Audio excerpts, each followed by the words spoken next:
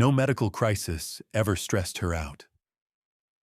For 7 years, this rural clinic nurse handled every emergency with textbook precision, earning her the nickname the Machine from colleagues who never saw her rattled. Then came the day when a horrific highway accident brought 18 broken bodies to their tiny facility. As the chaos unfolded, something changed. Her voice hardened with authority. Her hands moved with battlefield confidence. The quiet nurse transformed into someone else entirely, revealing skills no civilian medical training could explain. Which corner of the world are you watching from today? If stories of hidden heroes deserve to be told, consider subscribing to support these remarkable journeys. The morning mist clung to the hills surrounding Oak Hollow like a protective blanket. Inside the clinic, a converted Victorian house that served as the only medical facility for 3 mountain towns, Larkin Tannery was already 2 hours into her shift. Her movements were precise as she restocked the trauma cart, counting supplies with methodical attention. 42 years old, with steel-gray eyes that rarely revealed emotion, Larkin wore her dark hair in a practical bun that hadn't changed style in the 7 years she'd worked there. "Morning, Larkin," Dr. Beaufort Caldwell called as he shuffled in, coffee in hand. At 68, he moved slower than he once had, but his mind remained sharp. "You're early again." "Standard procedure," she replied without looking up. "Supply inventory needed updating." Dr. Caldwell smiled at her choice of words. Everything about Larkin was precise, efficient, almost institutional in its consistency. In 7 years, she'd never been late, never called in sick, never made a medical error he could identify. She was the most competent nurse he'd ever worked with, yet somehow the most mysterious. "There's nothing standard about arriving at 4:30 a.m., Larkin," he chuckled. "The clinic doesn't open until 7. She finally looked up, her expression neutral. "Early preparation prevents late complications." "Yes, your personal motto." "I'm familiar," he said with a gentle smile. The clinic began filling with the morning's patients. Mrs. Dougherty with her arthritis, young Theo Blackburn with an infected fishing hook wound, elderly Mr. Hammond struggling with COPD exacerbated by Kentucky's humid summer. Larkin moved between them with quiet efficiency, her assessments so quick they seemed almost intuitive. Nurse practitioner Winslow Reed arrived at 8:30, 15 minutes late and bristling with the energy of someone determined to be noticed. His pressed scrubs and carefully styled hair contrasted with Larkin's utilitarian appearance. "We've got a staff meeting at 9, he announced, eyeing the chart in Larkin's hand. "Is that the Hammond case? I'll take over. I've been researching some new approaches to COPD management." Larkin handed him the chart without comment, though Dr. Caldwell noticed the slight tightening around her eyes, the only indication she ever gave of annoyance. The staff meeting began with routine updates until they reached the case of Ezra Fulton, a logger with a complex leg injury that wasn't healing properly. "I've adjusted his antibiotic regimen," Winslow said, "and recommended standard physical therapy protocols." "I disagree," Larkin said quietly. The room fell silent. Larkin rarely spoke during meetings unless directly addressed. "Ezra's injury pattern suggests compartment syndrome complications," she continued. "The standard protocol will increase pressure on the fascial compartments. He needs targeted decompression therapy and positional adjustments." She outlined a detailed alternative treatment plan without referencing notes. Winslow's face flushed. "That's completely outside standard nursing protocol. Where did you even learn that approach? It's not in any of the current literature." It's documented in trauma medicine studies from 2011 to 2015, Larkin replied evenly. The application is appropriate here. Dr. Caldwell cleared his throat. I'm inclined to try Nurse Tannery's approach. Her instincts on complex trauma cases have been remarkably accurate. As the meeting disbanded, a medical helicopter flew low over the clinic, heading toward the regional hospital 40 miles away. Only Dr. Caldwell noticed how Larkin froze momentarily, her eyes tracking the sound, with an intensity that seemed almost like vigilance. Then, as quickly as it appeared, the reaction vanished, and she was back to her methodical self. Later that afternoon, when the clinic was quiet, Dr. Caldwell passed by Larkin's small office and noticed her quickly sliding something into her desk drawer, something that caught the light with a metallic gleam. Her expression, usually unreadable, held something he'd never seen before. Was it grief? Regret? Before he could process it, her face returned to its professional mask. That evening, as Larkin drove her modest pickup truck home, the radio reported increased military activities at Fort Campbell. She switched it off immediately. Her cabin sat on 3 acres of woodland outside town. No neighbors, no visitors. The sparse interior held few personal touches, except for a bookshelf filled with medical texts and a locked wooden box on the highest shelf. Her nightly routine never varied. 20 minutes of stretching followed by 100 push-ups and 100 sit-ups. A protein-rich meal, review of medical journals, sleep by 9 p.m. But tonight, after her exercises, Larkin stood before the wooden box. Her fingers hesitated over the lock before finally opening it. Inside lay a folded American flag, a combat knife, several medals including a silver star, and photographs of men and women in combat fatigues, arms around each other's shoulders, standing before a helicopter in a dusty landscape. She touched the silver star briefly, then closed the box without looking at the photographs. Some memories were best kept locked away. 3 months passed with the predictable rhythm of rural medicine, chronic conditions, minor emergencies, the occasional farming accident. Larkin maintained her invisible expertise, stepping in when needed, fading back when not, her true capabilities hidden beneath her nurse's scrubs. Wednesday morning arrived with a summer thunderstorm that drenched the Kentucky hills and turned the mountain roads treacherous. Larkin had just finished assessing a child with a high fever when paramedic Sutton Graves burst through the clinic doors, rainwater dripping from his uniform.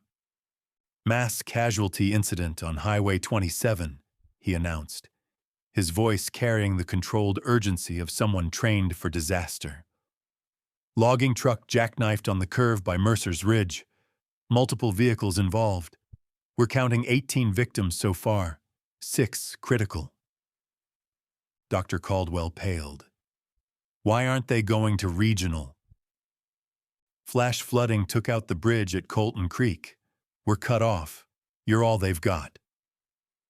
Sutton's eyes drifted to Larkin. "First ambulances are 10 minutes out." Something shifted in Larkin's demeanor, subtle but unmistakable.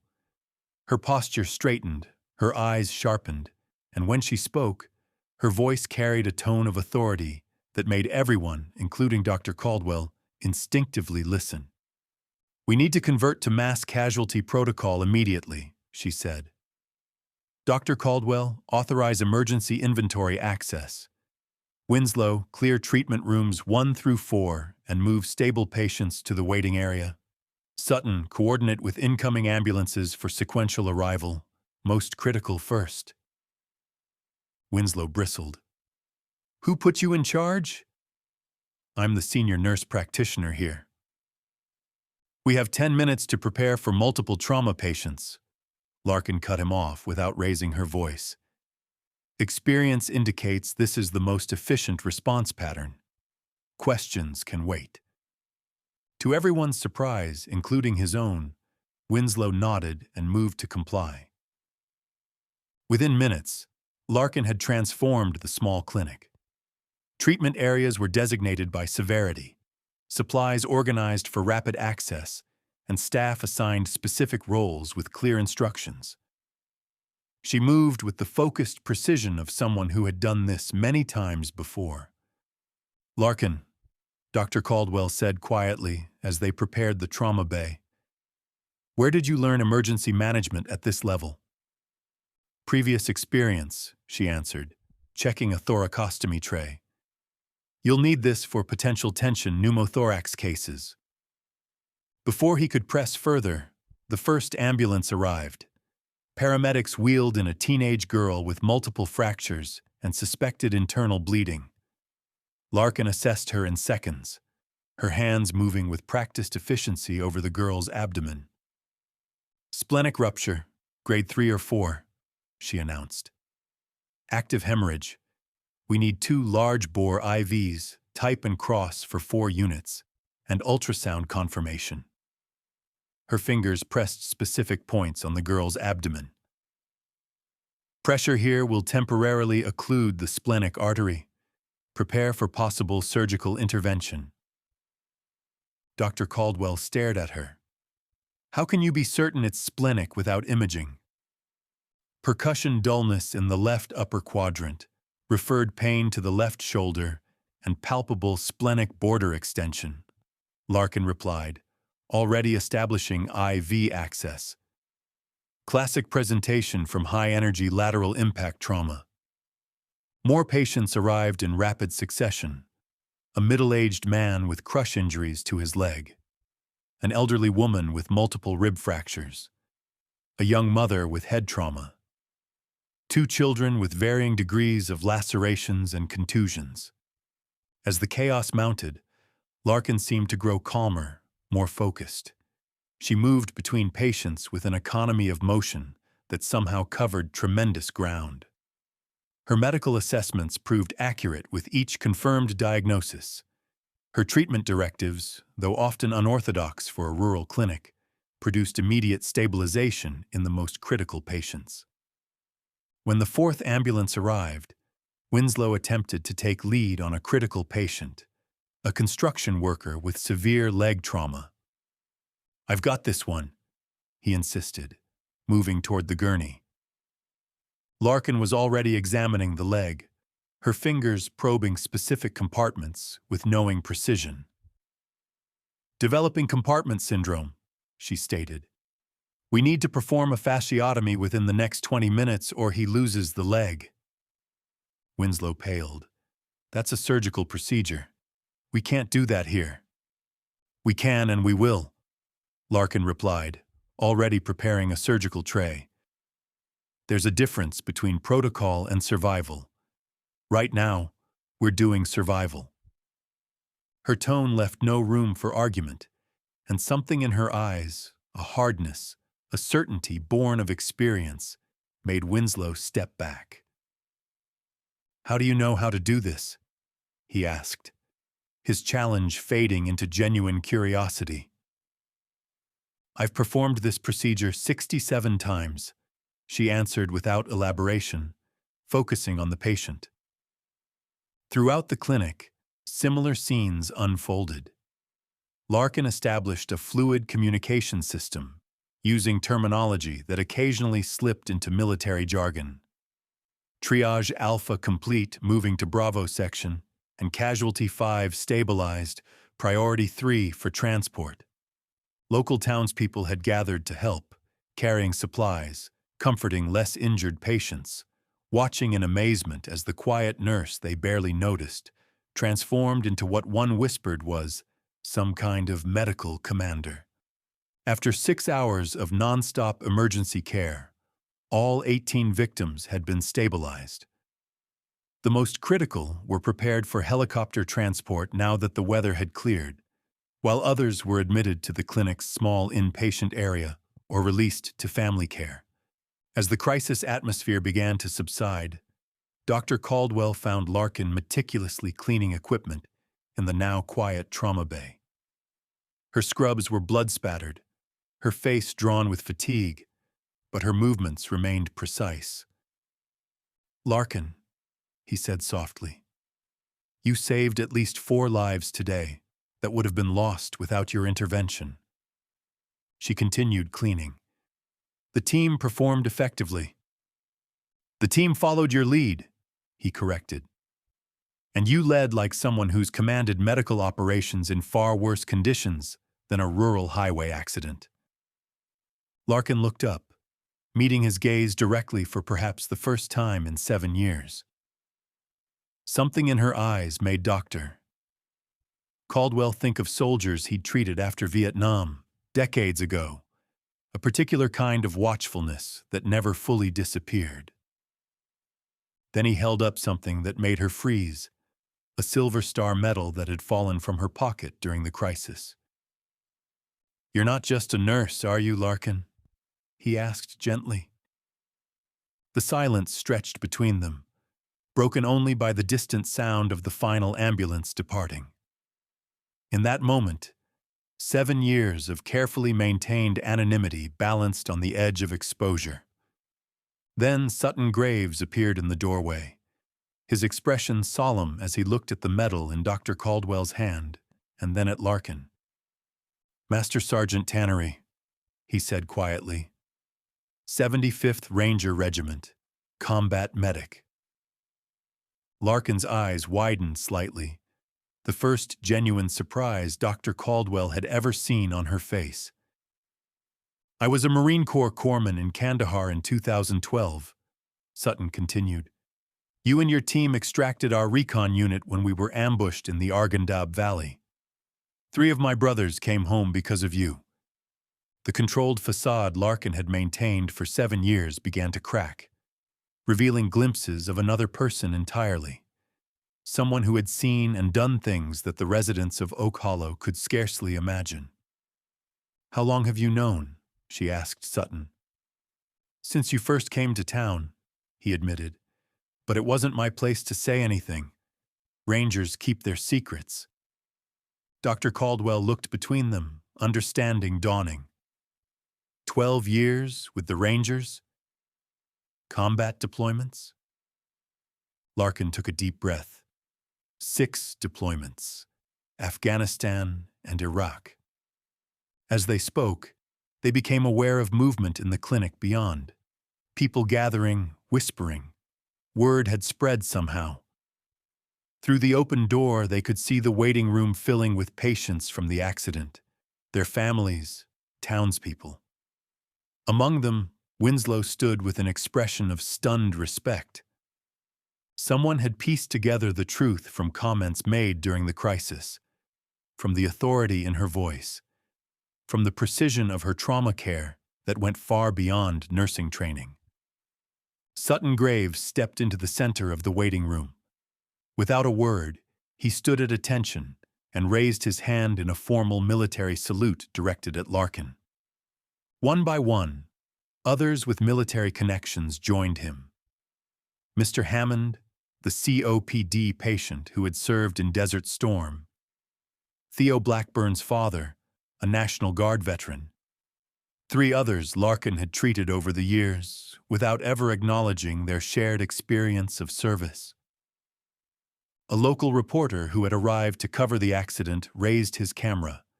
Its lens pointed directly at Larkin, the hidden warrior now exposed to the light.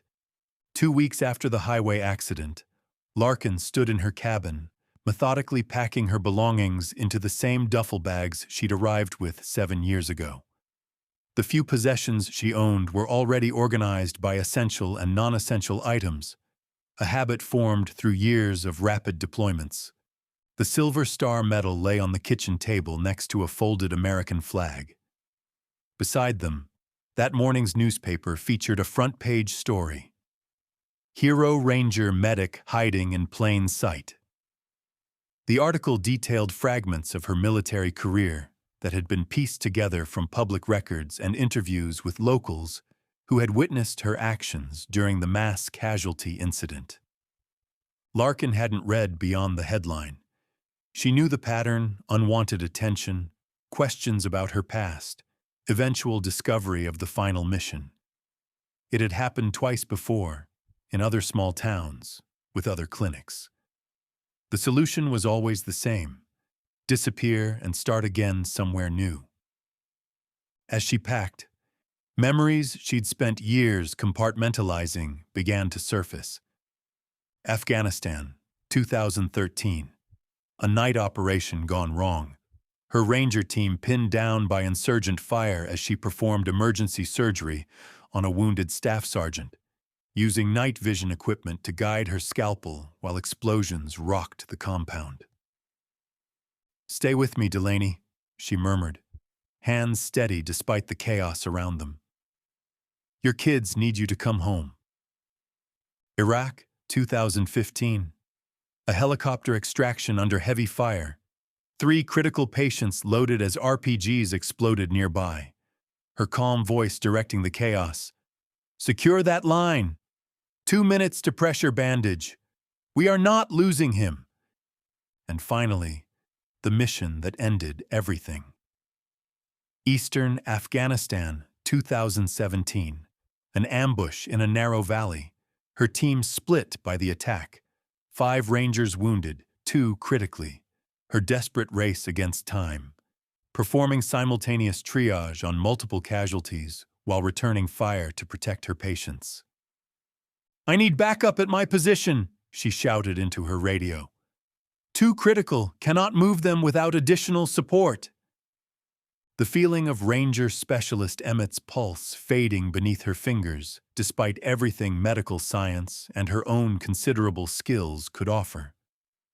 The light going out in Sergeant Westbrook's eyes as she performed CPR long after any hope remained. Her commanding officer's words weeks later. "You saved 3 lives that day, Tannery. That's what you need to remember." But all she remembered were the 2 she couldn't save.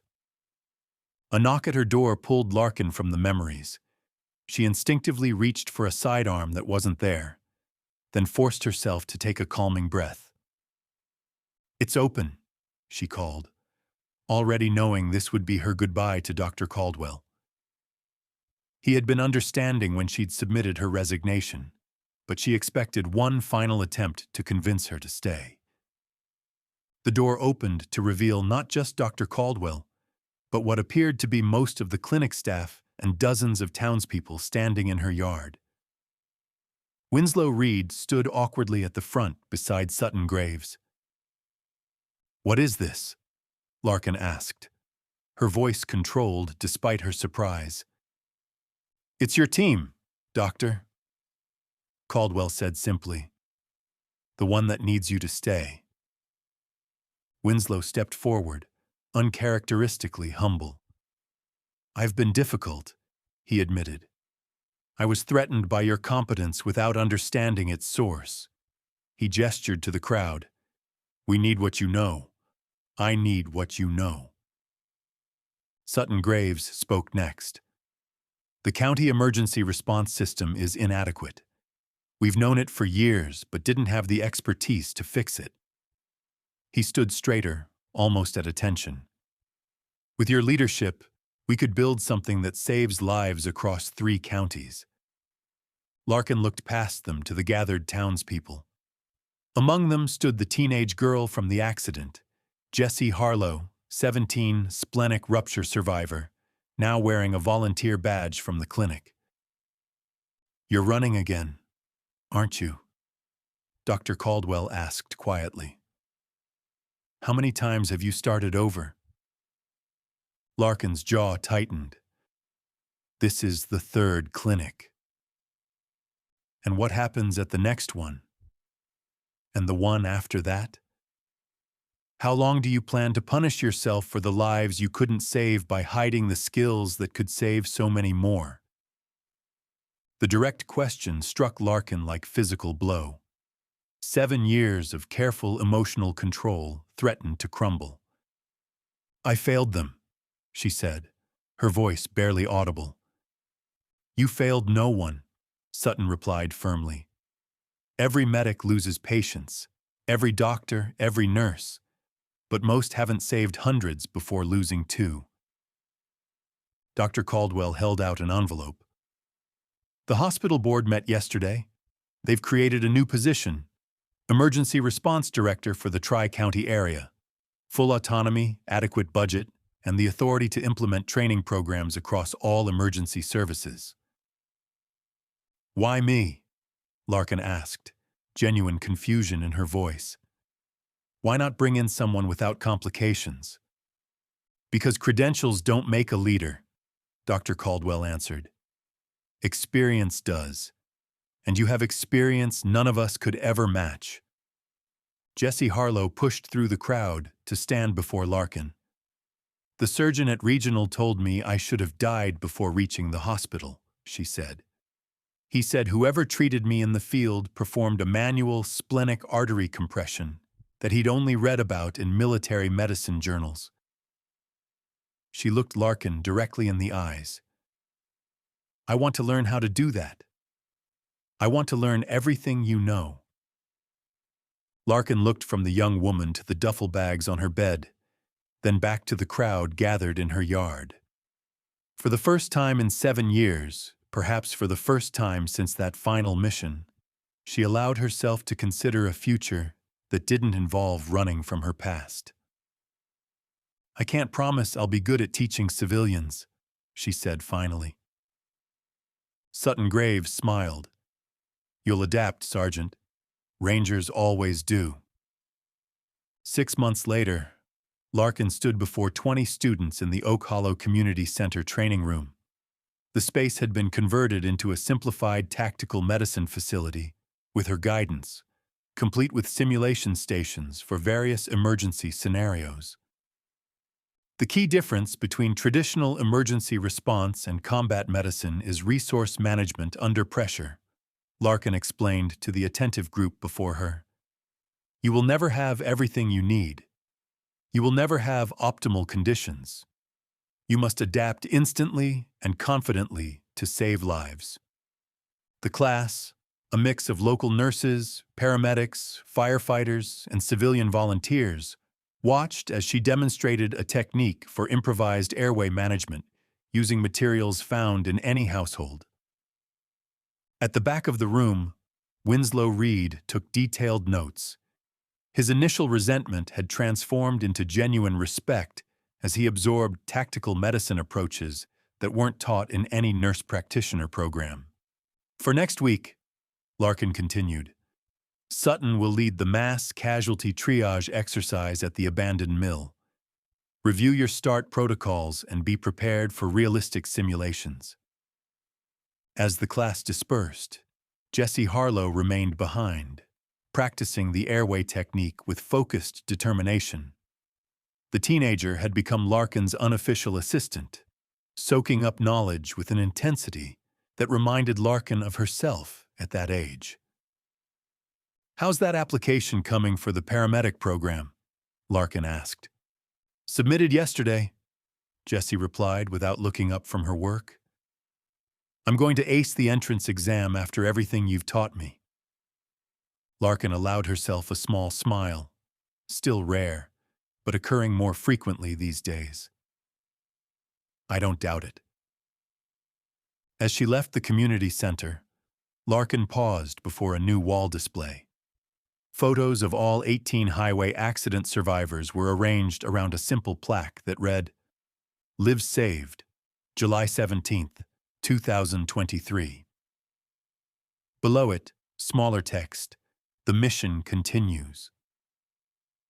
Outside, the Kentucky hills were touched with the first colors of autumn. Larkin breathed deeply, feeling the mountain air fill her lungs.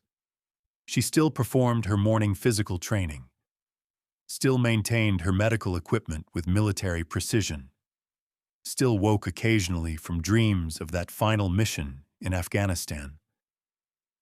But now, when the memories came, they were balanced by newer images. Jessie Harlow mastering a difficult technique, Sutton Graves coordinating their first successful multi-agency drill, the growing confidence in her students' eyes as their skills improved. Dr. Caldwell's quiet pride as the program gained recognition beyond their rural community. Larkin Tannery would always be a ranger medic at her core. But now, that identity was no longer a secret to hide. It had become a foundation to build upon. "Sergeant Tannery!" She turned to see Sutton jogging toward her, holding a satellite phone. "Call from Fort Campbell," he said.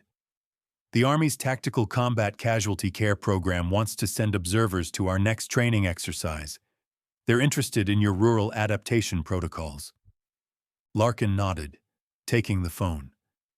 The warrior and the healer, once divided, now integrated into something new, something perhaps even more valuable than either could be alone. That evening, as the sunset painted the Kentucky hills in shades of gold and crimson, Larkin stood on the porch of her cabin. The wooden box that had held her medals and memories now sat open on the railing. Inside, her silver star rested alongside new photographs, images of her training team conducting their first mass casualty exercise. Jessie proudly displaying her paramedic program acceptance letter. Dr. Caldwell cutting the ribbon on their new emergency response training center. Larkin traced her fingers over the silver star, then over the faces in the photographs, past and present side by side. From inside the cabin, her radio crackled with Sutton's voice. "Tannery, we've got a situation developing on the North Ridge. Forest fire moving toward the lakeside retirement community. County Emergency Services requesting our assistance with evacuation planning." Larkin picked up the radio. "Understood. Activate the team. I'll meet you at the command center in 20 minutes. As she gathered her emergency gear, organized with the same precision she'd maintained for decades, Larkin felt something she hadn't experienced since before that final mission in Afghanistan. Purpose without burden, skill without shame, the ability to serve without hiding who she was. The next morning, as she led her team through the emergency evacuation of 67 elderly residents ahead of the advancing fire, Larkin moved with the confidence of someone who had finally found her place. Her commands were clear, her protocols effective, her presence reassuring to both the evacuees and her team. "You know," Dr. Caldwell said as they watched the last transport depart, "when you first came to Oak Hollow, I thought you were running from something. Now I realize you were actually running toward something. You just didn't know it yet." Larkin considered his words. "Maybe we all are," she replied. "Some of us just take longer to figure out what that something is."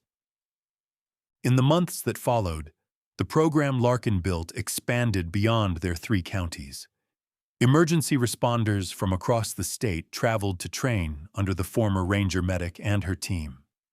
The methods she developed, combining military precision with rural practicality, became a model studied by similar communities nationwide.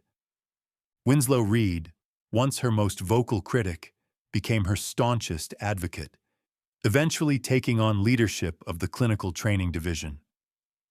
"The difference between Larkin and every other instructor I've ever had," he told a group of visiting medical directors, "is that she's done everything she teaches under conditions most of us can't imagine. That kind of experience can't be found in any textbook." On the anniversary of the highway accident, Larkin stood before the gathered community as they dedicated a new mobile emergency response unit bearing the name Ranger 1. The custom-equipped vehicle contained specialized gear designed by Larkin herself to bring advanced emergency care to the region's most remote areas. "A year ago," she said in her brief dedication speech, "I believed my most important work was behind me. I was wrong." She looked out at the faces before her, no longer strangers, but partners in a mission she hadn't known was waiting for her. True service doesn't end when we take off one uniform. It continues in whatever uniform we wear next. That night, as Larkin completed her evening routine, a new photograph joined those in the wooden box, the entire emergency response team standing proudly beside Ranger 1. Her finger paused over the faces of Sergeant Emmett and Sergeant Westbrook in an old deployment photo, then moved to the faces of those she now led. "The mission continues," she whispered. "Different battlefield, same purpose." And for the first time in many years, when Larkin Tannery closed her eyes to sleep, no ghosts from that final mission came to haunt her dreams. Instead, she found herself planning tomorrow's training exercise, calculating resource allocations for their next emergency deployment, considering Jesse's potential for advanced tactical medicine training. The past would always be with her. But now, finally, so was the future. The forest fire evacuation had been the first true test of what locals now called the Ranger Team, and they had passed with flying colors. In the 3 months since that night, Larkin's emergency response program had evolved from a training concept into a functional reality. The success had brought attention, funding, and a new sense of purpose to their rural medical community. On this crisp October morning, Larkin stood watching her advanced students running a complex trauma simulation in the abandoned Oak Hollow lumber mill. The scenario involved multiple casualties from a structural collapse, with limited resources and challenging access conditions. Jesse Harlow, now officially accepted into the paramedic program but still Larkin's most dedicated student, led the first response team. Establishing incident command, Jessie announced with the confidence Larkin had worked to instill in her. Sutton, Triage Team Alpha. Winslow, Medical Stabilization Team. Dr. Caldwell, I need you as medical control. Larkin observed without intervening. She had designed the exercise specifically to test Jessie's leadership under pressure. The mannequins positioned throughout the building had been rigged with realistic trauma presentations, including one with a pneumothorax that would rapidly deteriorate if not properly treated. "How's she doing?" Dr. Caldwell asked, stepping away from his role temporarily to stand beside Larkin. "She's got good instincts," Larkin replied. "Reminds me of myself at that age before I enlisted." "Is that why you're investing so much in her training?" Larkin considered the question. Everyone deserves a mentor who sees their potential. She paused, watching as Jessie correctly identified the tension pneumothorax and demonstrated a needle decompression. "And maybe I'm making up for lost time." A commotion at the entrance to the mill interrupted their conversation. Sutton Graves came running toward them, his expression urgent rather than simulated. "Larkin, we've got a real situation," he said, slightly winded. "Flash flooding along Sawyer Creek. Multiple houses affected, water rising fast. County emergency services are requesting immediate assistance." Larkin's demeanor shifted instantly from instructor to commander. "End simulation," she called out. "Live emergency response activation." The students immediately stopped the exercise, their faces serious as they gathered around. "Sawyer Creek flooding," Larkin briefed them. "Unknown number of residents potentially stranded. We need water rescue capabilities and medical support." She turned to Sutton. "What resources does the county have on scene?"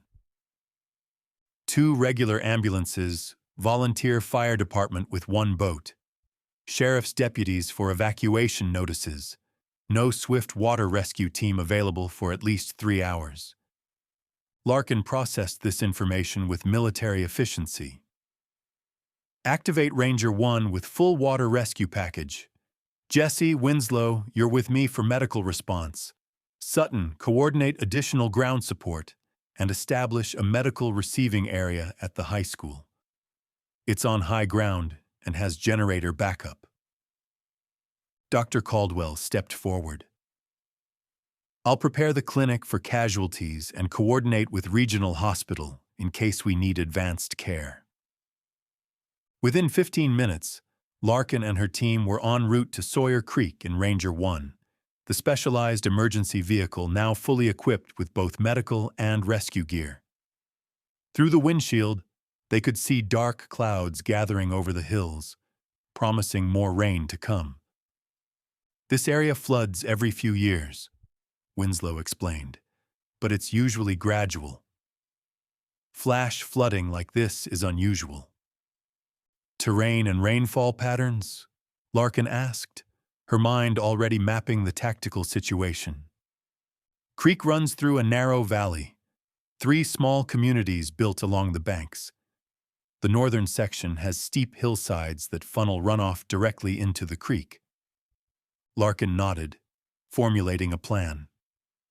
We'll establish a forward medical post at the highest accessible point, then conduct rescue operations moving upstream to downstream.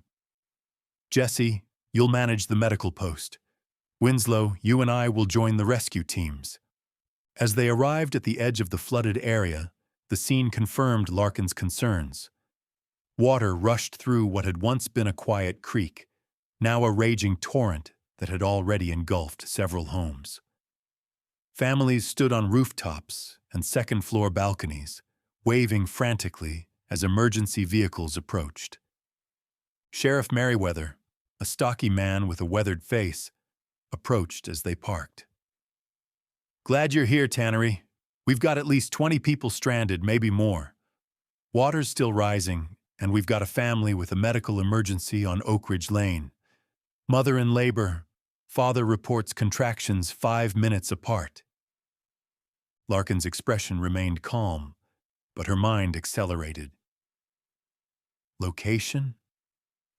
The sheriff pointed to a 2-story house partially submerged about a quarter-mile upstream. "There, blue house with white trim. We tried to reach them, but the current pushed our boat back." "Equipment status?" Larkin asked, turning to her team as they unloaded Ranger 1. "Swift water gear ready," Winslow confirmed. "Medical packs waterproofed." Larkin made her decision. "Jesse, establish the medical post here. Coordinate with incoming ambulances and track all patients." She turned to Winslow. "You and I are going in for the expectant mother." Sheriff Merriweather looked concerned. "Current's too strong for the boats we have." "We're not using boats," Larkin replied, already donning a water rescue harness. "Ranger water crossing protocol." Within minutes, Larkin and Winslow had secured a high-tension line across the flooded street, using techniques Larkin had adapted from military river crossing operations. With safety lines secured, they began moving through the chest-deep water toward the blue house, fighting the current with each step. "This is insane," Winslow shouted over the rush of water. "This is controlled," Larkin corrected him. "Rangers train for worse than this." They reached the house to find a terrified young couple on the second floor. The woman, clearly in active labor, lay on a makeshift bed of cushions while her husband held her hand. "I'm Larkin Tannery, emergency medical response," she announced calmly. "This is Winslow. We're here to help you." The woman grimaced through a contraction. "The baby's coming fast," she gasped. "I can feel it." Larkin performed a quick assessment and made her decision. "We don't have time to evacuate before delivery. Winslow, prepare the emergency birth kit." As they worked to deliver the baby in the flooded house, with rain still pounding the roof and water continuing to rise below them, Larkin's hands moved with the same steady precision she'd shown in combat hospitals and remote outposts. Winslow watched in amazement as she transformed the chaotic scene into a controlled medical environment. "You've done this before," he said, not really a question.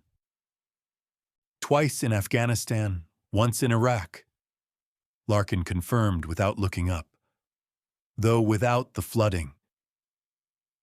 20 minutes later, as the waters continued to rise around the house, a healthy baby boy was born.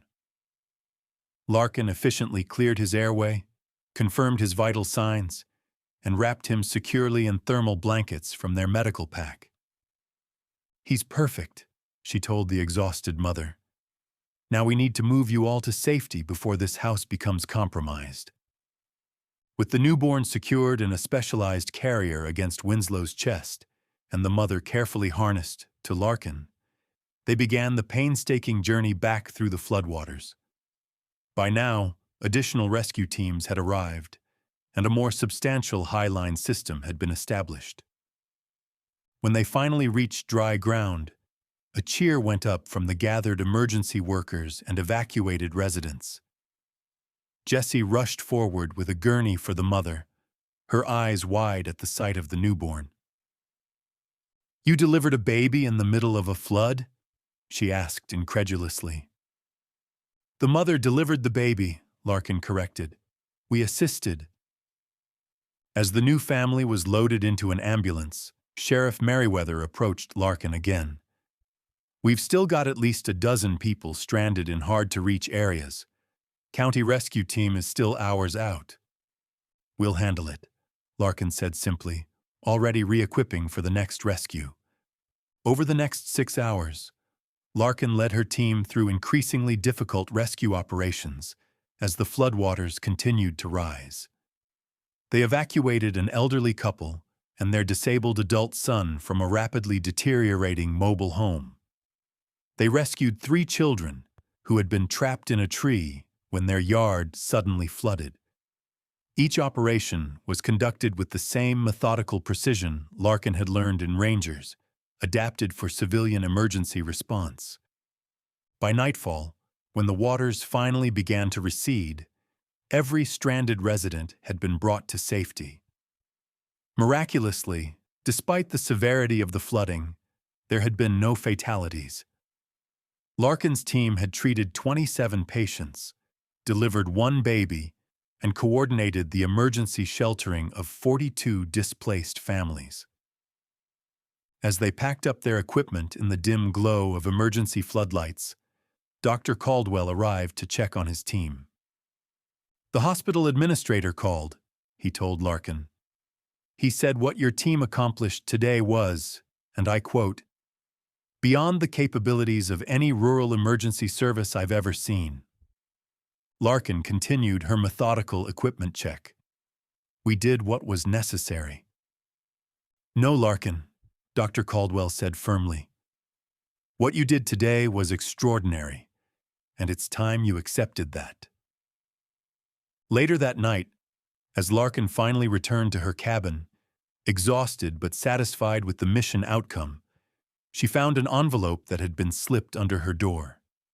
Inside was a letter from the Army Special Operations Command, formally inviting her to join a new program developing tactical medical protocols for civilian emergency applications.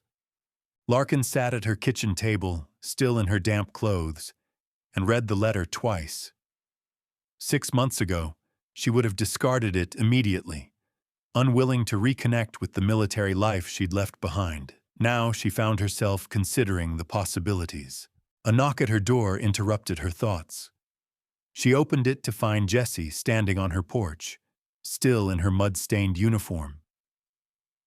"I should have waited until morning," the young woman said, "but I needed to say something tonight." Larkin stepped aside to let her in. "What's on your mind?" Jessie stood awkwardly for a moment, then spoke with uncharacteristic emotion.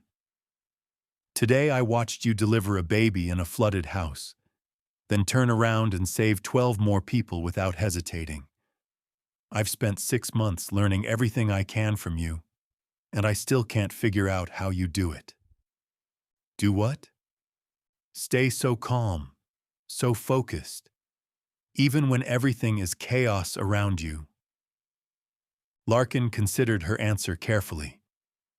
"When I was in Ranger School, my instructor said something I never forgot. He said, 'Panic is contagious, so is calm.' In combat, I learned that the team's emotional state always mirrors the leader's. If I stayed calm, they stayed calm. If they stayed calm, patience survived. But how do you stay calm inside? Jessie pressed. I was terrified today, even though I tried not to show it. Larkin smiled slightly. You think I wasn't? Fear isn't the problem. Fear is information. It tells you the situation is dangerous. The trick isn't eliminating fear, it's controlling your response to it. She walked to her wooden box, which now sat open on a shelf rather than hidden away. From it, she took a worn leather cord with a small metal tag, something Jessie had never seen before. My first combat deployment, my team leader gave each of us one of these, Larkin explained, handing it to Jessie.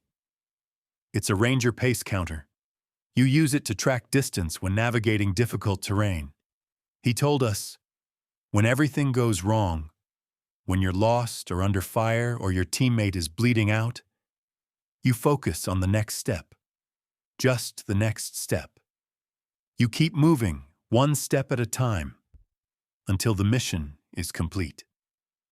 Jessie turned the small metal counter in her fingers.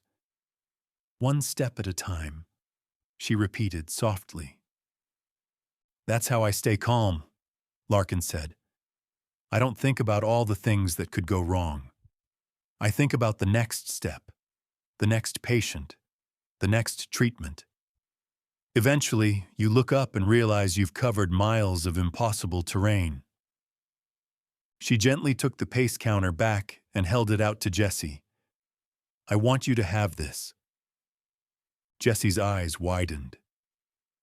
I couldn't take something so personal. In Ranger tradition, these are meant to be passed on to the next generation of warriors, Larkin explained. You've earned it. As Jessie left, clutching the pace counter with a new sense of purpose, Larkin returned to the letter on her table. The next step. That's what she needed to focus on now. 3 weeks later, Larkin stood before a gathering unlike any she had ever expected to address. In the Oak Hollow High School gymnasium, representatives from 6 surrounding counties, state emergency management officials, 2 Army Medical Corps officers, and the governor's rural health advisor all sat waiting for her presentation. The flood response had caught the attention of state officials looking for solutions to rural emergency care challenges. When combined with the highway accident from earlier in the year, Larkin's program had demonstrated remarkable outcomes that defied the typical limitations of rural medicine. The Oak Hollow Emergency Response Initiative isn't about equipment or facilities, Larkin began, her voice steady despite her discomfort with public speaking. It's about adapting specialized tactical medical principles to civilian applications. It's about training people to function effectively under the worst possible conditions. For the next hour, she outlined the program she had built, the training methodologies she had adapted from Ranger medicine, and the results they had achieved. She explained how military medical protocols could be modified for civilian use, how resource-limited environments could still deliver exceptional care, and how properly trained local responders could dramatically improve outcomes even in the most challenging situations. When she finished, the governor's advisor was the first to speak. Ms. Tannery, what you've built here could transform rural emergency medicine across this state, possibly the nation. The governor is prepared to fund a statewide expansion of your program, with you as the executive director. The Army Medical Corps colonel nodded in agreement. Special Operations Command is also interested in formalizing your protocols into a national training program. Your experience bridges the military-civilian divide in a way few others can. Larkin looked out at the assembled officials, then at her team seated in the front row. Jessie with her pace counter now hanging around her neck. Winslow with his notebook full of meticulously documented protocols, Sutton with his quiet pride, Dr. Caldwell with his encouraging smile. For most of my life, I defined myself as a warrior, Larkin said finally. When I left the Rangers, I tried to become just a healer. What I've learned here in Oak Hollow is that I'm both. We all are. Everyone who responds when others need help carries both the warrior's courage and the healer's compassion.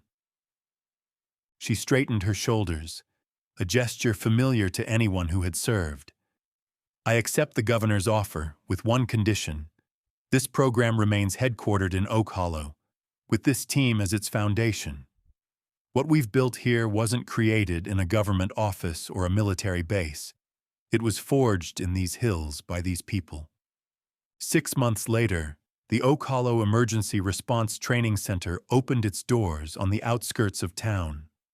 The facility, built with state funding and military consultation, featured advanced simulation areas, tactical medical training courses, and specialized equipment for rural emergency response scenarios.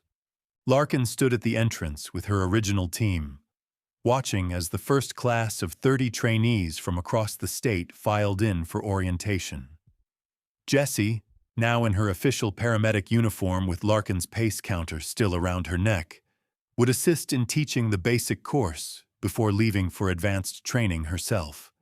Did you ever imagine this when you first came to Oak Hollow? Dr. Caldwell asked, surveying the impressive facility. Never, Larkin admitted. I came here to disappear.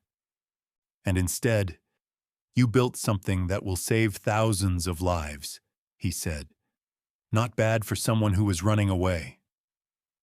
Larkin smiled, a full, genuine smile that had once been rare, but now came more naturally. Maybe I wasn't running away. Maybe I was just taking a very long route to where I needed to be. As she walked through the training center that bore her influence in every detail, Larkin found herself thinking of those she had lost, not just Emmett and Westbrook from that final mission, but all the others throughout her years of service. For the first time, she felt that their sacrifice and her survival had found meaningful purpose beyond the battlefield. In her office, a new photograph had joined those in her wooden box, one taken just that morning, of her standing with her expanded team in front of the new training center. Next to it lay her silver star, no longer hidden away but displayed alongside her new credentials as Executive Director of the Rural Tactical Emergency Medicine Initiative. A knock at her door revealed a young Army lieutenant in Medical Corps uniform. Master Sergeant Tannery? The Special Operations Medical Team is here for the joint training exercise. I'll be right there, she said. And Lieutenant? It's just Director Tannery now. The lieutenant smiled. With respect, ma'am, you'll always be Master Sergeant to those of us who know what that means. As Larkin walked toward the training area where military and civilian medical personnel would train side by side, perhaps for the first time in such a formal program, she felt a sense of completion she had never expected to find. The warrior and the healer, once divided, now integrated. The past and the present, once in conflict, now in harmony. The mission, once believed ended, now continuing in ways she could never have imagined. And somewhere, in the eternal brotherhood of Rangers who had gone before, she felt certain that Emmett and Westbrook would approve. Welcome to the Quiet Warriors channel. Have you ever known someone who never asked for recognition but deserved more than anyone else?